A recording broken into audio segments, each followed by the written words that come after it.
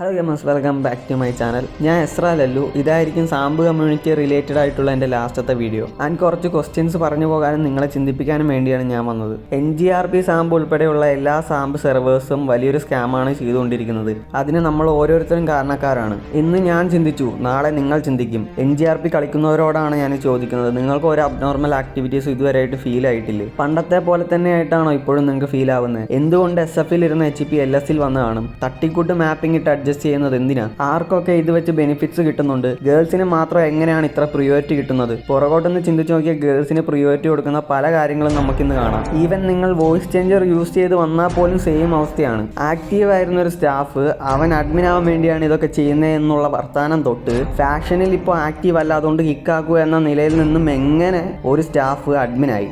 Even big B അടക്കമുള്ള ഇതിന്റെ owners എല്ലാവരും അപകടത്തിലാണ്. അല്ലെന്ന് പറയാൻ അവരെ കൊണ്ട് പറ്റുമോ? 3 വർഷം ബിഗ് ബിയുടെ കയ്യിലിരുന്ന ഈ ഒരു സെർവർ എന്തുകൊണ്ട് ഈതന് അതിനുശേഷം എന്തുകൊണ്ട് പടയപ്പേ കൊടുത്തു എന്ന് ആർക്കെങ്കിലും അറിയോ? അതിനൊരു പ്രോപ്പർ റീസൺ ഇല്ലാതിരിക്കുമോ? സത്യത്തിൽ ഡൊണേഷൻ എന്ന് ഉദ്ദേശിക്കുന്നത് എന്താണ്? ഒരു സെർവർ ഹോസ്റ്റ് ചെയ്യാൻ മിനിമം എത്ര റേറ്റ് ആകും? സോ അങ്ങനെയാണെങ്കിൽ ഡൊണേഷൻ ചെയ്യുന്ന ക്യാഷ് വെച്ച് സെർവർ ഓടുന്നതെങ്കിൽ ആരുടെ അണ്ടറിലാണ് സിറ്റി? ഇപ്പോൾ നമ്മൾ ഓരോരുത്തരും ഡൊണേഷൻ ചെയ്ത ക്യാഷിലാണ് സിറ്റി ഓടുന്നതെങ്കിൽ അവരുടെ അണ്ടറിൽ നിൽക്കേണ്ട കാര്യമുണ്ടോ?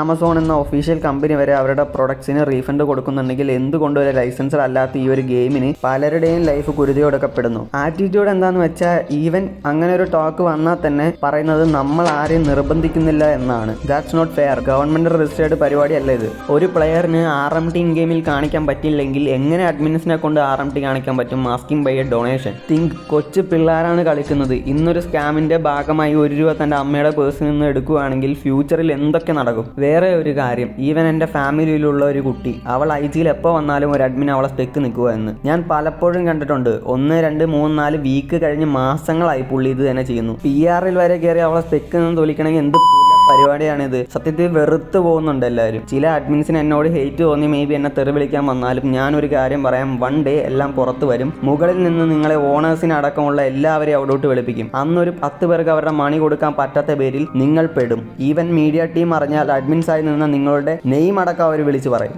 ഈവൻ നിങ്ങൾക്കാർക്കും ചിന്തിക്കാൻ പറ്റാത്ത അത്രയും വലിയൊരു മണി സ്കാമാണ് നടക്കുന്നത്. അതൊക്കെ തിരിച്ചു കൊടുത്ത് ഒരു ഗുഡ് സ്റ്റേബിൾ NGRP പോകണമെങ്കിൽ ബിഗ് ബിക്ക് ലോട്ടറി വല്ലതും അടിക്കേണ്ടി വരും. അപ്പോൾ ജസ്റ്റ് ഒന്ന് തിങ്ക് ചെയ്ത് നോക്കി എത്ര വലിയൊരു മണി സ്കാമാണ് ഇവിടെ നടക്കണമെന്ന്. നിങ്ങളെ വിളിപ്പിക്കുന്ന കൂട്ടത്തിൽ തന്നെ വേറൊരു ടാൾക്കം കാണും ഇവരെ സപ്പോർട്ട് ചെയ്യുന്ന അല്ലെങ്കിൽ ഈ ഗെയിമിനെ സപ്പോർട്ട് ചെയ്യുന്ന കുറെ യൂട്യൂബേഴ്സ് ഉണ്ടെന്ന്. അതിൽ പലരും വിളിച്ചു പറയാൻ പോകുന്ന പേര് ഡ്രാഗൺ വാരിയർ എന്നായിരിക്കും. മനസാവാച കർമ്മണ പോലും അറിയാത്ത കാര്യങ്ങളൊക്കെയാണ്. നമ്മൾ ജസ്റ്റ് ഗെയിം കളിക്കാൻ വേണ്ടി മാത്രമാണ് ഈ വീഡിയോസ് ഒക്കെ ഇടുന്നത്. അതുകൊണ്ട് ഇനി തൊട്ട് എൻ്റെ വീഡിയോ കണ്ട് ഇഷ്ടപ്പെട്ട് ഇങ്ങനെ ഒരു ഗെയിം കളിക്കാനായിട്ട് ആരും പോകരുത്. ഞാൻ ഉൾപ്പെടെ സിറ്റിസൺ ആയിട്ട് കളിക്കുന്നവരെല്ലാവരും ആരുടെയൊക്കെ അണ്ടറിലാണ്. ആൻഡ് ഓണേഴ്സ് ഇതിൽ കളിക്കുന്ന ഒരു 10 പേരുടെ അണ്ടറിലാണ്. ആ 10 പേരിൽ 7 പേർക്കും ഇത് അറിയത്തില്ലായിരിക്കാം. അറിഞ്ഞാൽ മേ ബി NGRP പോലും കാണത്തില്ല. ഒരു ചെറിയ കഥ പറയാം. വൺ ഡേ ഒരു ബ്രോ ടിക്കറ്റ് വലിച്ചു. അവന് ജസ്റ്റ് കസ്റ്റം ടൈറ്റിൽ ഒന്ന് എടുത്തു കൊടുക്കാവോ? 60K അടുത്ത് അവൻ ഈ ഗെയിമിന് വേണ്ടി ചെലവഴിച്ചിട്ടുണ്ടെന്ന്. അപ്പോൾ ഒരു അഡ്മിൻ വന്ന് പറയുക, നീ അതൊരു 70 ആക്ക് എന്നിട്ട് തരാമെന്ന്. എന്ത് ആറ്റിറ്റ്യൂഡാണത്? എനിക്കറിയാം നിങ്ങൾക്ക് ഈ ഗെയിമിനോടുള്ള അടുപ്പവും പവറിനോടുള്ള സ്നേഹവും കാരണം നിങ്ങൾക്ക് ഇത് പെട്ടെന്ന് ഒഴിവാക്കാൻ പറ്റത്തില്ലെന്ന്. നിങ്ങൾ ഒഴിവാക്കണം എന്നല്ല ഞാൻ പറയുന്നത്,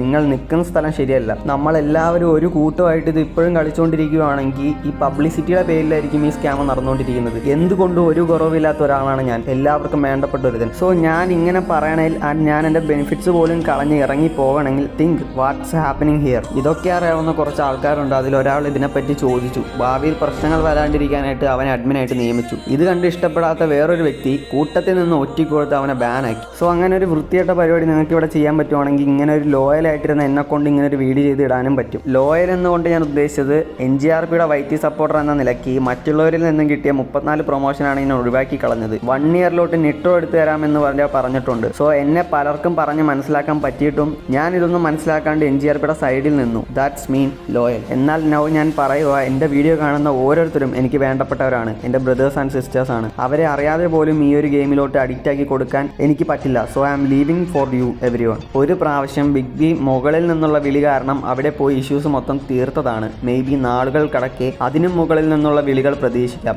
ഇപ്പോൾ ഉള്ള സൊസൈറ്റി അറിയാലോ. ഇൻസ്റ്റഗ്രാം മീഡിയ ടീമൊക്കെ കാർക്കി കത്തിച്ച് തുപ്പും. എന്നെങ്കിലും ഒരു നല്ല ടീമിനെ ഞാൻ പരിചയപ്പെട്ടാൽ അവരുടെ സിറ്റി ഞാൻ ഉറപ്പായിട്ടും പ്രൊമോട്ട് ചെയ്യും. ലൈക്ക് നിങ്ങളുടെ ഇൻവെൻട്രി പോലും നഷ്ടപ്പെടാതെ അവിടെ പോയി കളിക്കാനും ലോയലായിട്ടുള്ള അഡ്മിൻസിനെ പരിചയപ്പെടാനും ഇതൊരു ബിസിനസ്സായിട്ട് കാണാൻ യോഗ്യതയില്ലാത്ത ഒരു പോലെ എല്ലാവരെയും കാണുന്ന ഇക്വാലിറ്റി എൻ്റെ ആവുന്ന ഒരു ടീമിനെ കണ്ടാൽ അന്ന് ഞാൻ വരാം. ഈവൻ ഡൊണേഷൻ എന്നുള്ള പരിപാടി പോലും കാണരുത്. എല്ലാം അറിയാവുന്നവർക്ക് പവർ കൊടുത്ത് സ്റ്റിൽ ഇതിനു വേണ്ടി ഒരുക്കി വെച്ചിരിക്കുകയാണ്. ചോദ്യം ചോദിക്കുന്നവരെ പവേഴ്സ് കൊടുത്ത് സത്യങ്ങൾ ഒളിപ്പിച്ച് വെക്കുന്നു. ഇന്ന് പ്രൗഡായിട്ട് സ്റ്റാഫായിട്ടും അഡ്മിൻസ് ആയിട്ടും നിൽക്കുവാണെങ്കിൽ ഒരു ദിവസം വെറുപ്പുകൊണ്ട് നിങ്ങളുടെ ശരിക്കുള്ള പൊസിഷൻ നിങ്ങൾ നോക്കിക്കാണും. I am sure. Maybe എല്ലാവരും അറിയുന്ന പോലെ എസ്രാ ലല്ലു ഇത് അറിയുന്നുണ്ടെന്നും അവനിതൊക്കെ ചോദിക്കുമെന്നും അവർ പ്രതീക്ഷിച്ചു പോലും കാണത്തില്ല. One day you will realise that Ezra Lallu was right. He was said everything.